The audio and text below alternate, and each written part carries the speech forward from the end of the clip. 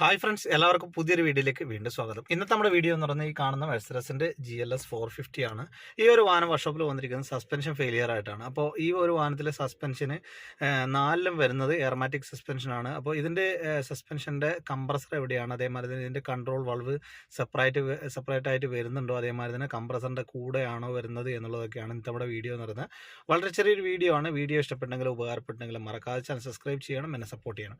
ഈ ഒരു വാഹനം വന്ന സമയത്തുള്ള അവസ്ഥയാണ് ഈ കാണുന്നത്. ഇതിൻ്റെ ഫ്രണ്ട് സസ്പെൻഷൻ കംപ്ലീറ്റ് ആയിട്ട് താണ് കിടക്കുകയാണ്. നിങ്ങൾക്ക് കണ്ടല്ലോ, ഇതിൻ്റെ വാഹനം ടേൺ ചെയ്ത് കഴിഞ്ഞ് ഇതിൻ്റെ ഫ്രണ്ടറിലൊക്കെ ഇതിൻ്റെ ടയർ മുട്ടാൻ സാധ്യതയുണ്ട്. എന്നാൽ ബാക്ക് വശത്താണെങ്കിൽ ബാക്ക് വശത്ത് ഓക്കെയാണ്, വേറെ പ്രശ്നമോ കാര്യങ്ങളോ ഒന്നും തന്നെയില്ല. ഫ്രണ്ട് നിങ്ങൾക്ക് കാണാം, ഫ്രണ്ട് രണ്ട് സൈഡിലും കംപ്ലീറ്റ് ആയിട്ട് താണ് കിടക്കുന്നുണ്ട്. അപ്പോൾ ഇതിൻ്റെ അകത്ത് നമ്മൾ ഡയഗ്നോസിങ് കാര്യങ്ങളൊക്കെ നമ്മൾ ചെയ്തു. അപ്പോൾ അതിൻ്റെ ഒന്നും ഞാൻ നിങ്ങൾ പ്രൊസീജിയറൊന്നും കാണിക്കുന്നില്ല, എന്താണ് ഫോൾട്ട് വന്നിരിക്കുന്നതൊക്കെ. അത്യാവശ്യം നല്ലൊരു പവർഫുൾ ആയിട്ടുള്ളൊരു വണ്ടിയും അതേപോലെ തന്നെ പവർഫുൾ ആയിട്ടുള്ള എഞ്ചിനുമാണ് ഈ ഒരു വാഹനത്തിൽ വന്നിരിക്കുന്നത്. ഇൻലൈൻ 6 സിലിണ്ടർ എഞ്ചിനാണ് ഈ ഒരു വാഹനത്തിൽ വന്നിട്ടുള്ളത്. അപ്പോൾ ഏത് ടൈപ്പ് എഞ്ചിനാണെന്നുള്ളതൊക്കെ നമുക്ക് മറ്റൊരു വീഡിയോയിലൂടെ ഞാൻ കാണിച്ചു തരാം. അപ്പോൾ അതിനെക്കുറിച്ചൊന്നും ഞാൻ ഇന്ന് പറയുന്നില്ല. അപ്പോൾ ഈ ഒരു വാഹനത്തിൻ്റെ കംപ്രസറിൻ്റെ ലൊക്കേഷനാണ് ഞാൻ ഇന്ന് കാണിക്കാൻ പോകുന്നത്. അതിനായിട്ട് തന്നെ നമുക്ക് ആദ്യം തന്നെ വാഹനം ഒന്ന് ലിഫ്റ്റിൽ ഉയർത്തണം. അപ്പോൾ ലിഫ്റ്റിൽ ഉയർത്തിയതിന് ശേഷമാണ് നമ്മളിത് കാര്യങ്ങളൊക്കെ ചെക്ക് ചെയ്യുന്നത്. ഇതിൻ്റെ അകത്ത് ഷോക്ക് ലീക്ക് ഉണ്ടോ, അതേമാതിരി തന്നെ വാൾവാണ് പ്രശ്നം. കോമൺ ആയിട്ട് ഈ ഒരു വാഹനങ്ങൾക്കൊക്കെ ഷോക്കൊക്കെ കംപ്ലയിൻറ്റ് വരാറുണ്ട്. എന്നാൽ ഈ ഒരു വാഹനത്തിൽ വന്നിരിക്കുന്ന പ്രശ്നം ഞാൻ പറഞ്ഞു തരാം.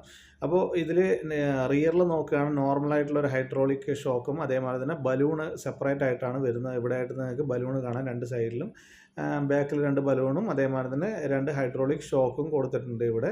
ഇനി ഫ്രണ്ടിലോട്ട് പോവുകയാണെങ്കിൽ ഇത് രണ്ടും കൂടി ഇൻബിൽഡ് ആയിട്ടാണ് വരുന്നത്. ഒരു ഷോക്ക്, ഹൈഡ്രോളിക് ഷോക്കും അതേമാതിരി തന്നെ അതിൻ്റെ അകത്ത് തന്നെ ബലൂണുമായിട്ടാണ് ഈ ഫ്രണ്ടിലെ സസ്പെൻഷനിൽ ഷോക്ക് വരുന്നത്. ഇപ്പോൾ നിങ്ങൾക്ക് കാണാം, ഇതിൻ്റെ ബൂട്ടും കാര്യങ്ങളൊക്കെ ഡാമേജ് ആയിട്ടുണ്ട്. എന്നാൽ ആക്ച്വലി ഈ ഒരു വാഹനത്തിന് വന്നിരിക്കുന്ന പ്രശ്നം എന്ന് പറയുന്നത് ഇതിൻ്റെ ഷോക്കിന് ചെറിയൊരു മൈനർ ലീക്ക് ഉണ്ടെങ്കിലും ഈ ഒരു വാഹനത്തിൻ്റെ ഷോക്കല്ല കംപ്ലയിൻറ്റ്. ഈ ഒരു വാഹനത്തിലെ സസ്പെൻഷൻ്റെ കംപ്രസറാണ് കംപ്ലയിൻറ്റ് വന്നിരിക്കുന്നത്.